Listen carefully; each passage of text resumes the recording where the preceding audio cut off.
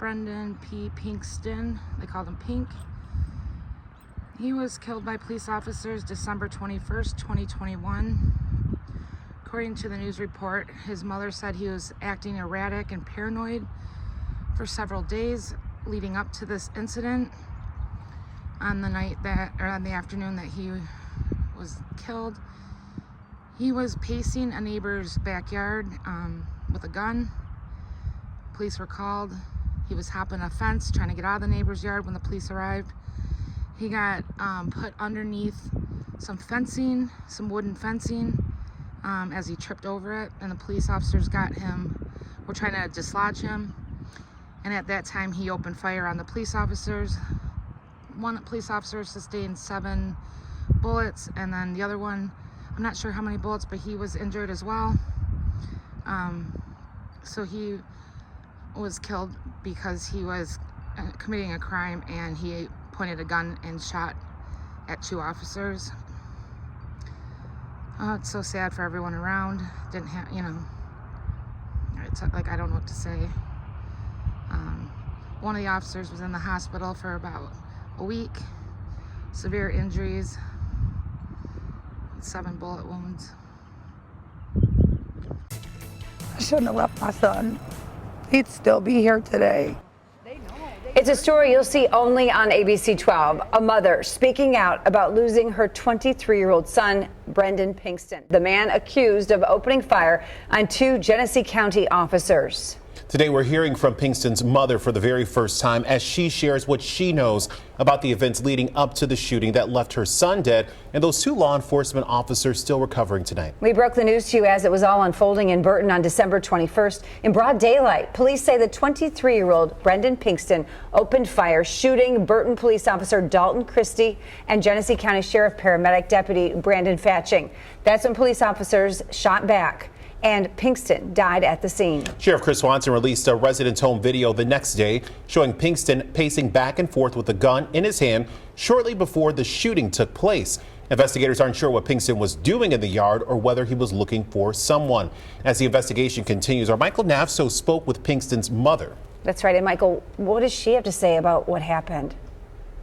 Well, she feels sorry about the officers involved and is glad that they survived. She's also feeling a sense of guilt, saying that her son had been acting paranoid during the days leading up to his death, but seemed normal the day she left the house to go Christmas shopping for him and her 2 young children that he helped take care of. That's the decision she says she keeps replaying in her head over and over again. It started on the 18th. December 18th, 2021, 2 weeks after Tina Pinkston's 23-year-old son, Brendan Pinkston, was diagnosed with COVID, influenza A, and influenza B. He was throwing up and in bed for days and prescribed a drug that wasn't helping. But then something very unusual. Pinkston says her son's behavior became more and more paranoid. Because he wouldn't stop. He's like, Mom, they're trying to kill us.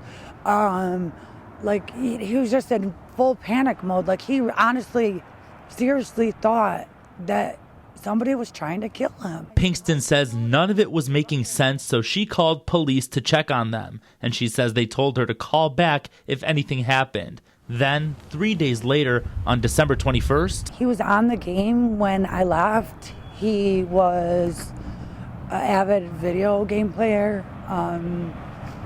He was laughing and joking, so I thought he was fine when I left. And I was actually Christmas shopping for him. But moments later, the unthinkable happened. He called me and said, Mom, get home now. Hurry up, get home. I'm not playing. Like, he seemed under distress, and I said, I'm on my way. A Burton resident's home video showed Pinkston pacing back and forth, looking around with what Tina says is his registered gun, and then climbing over the fence.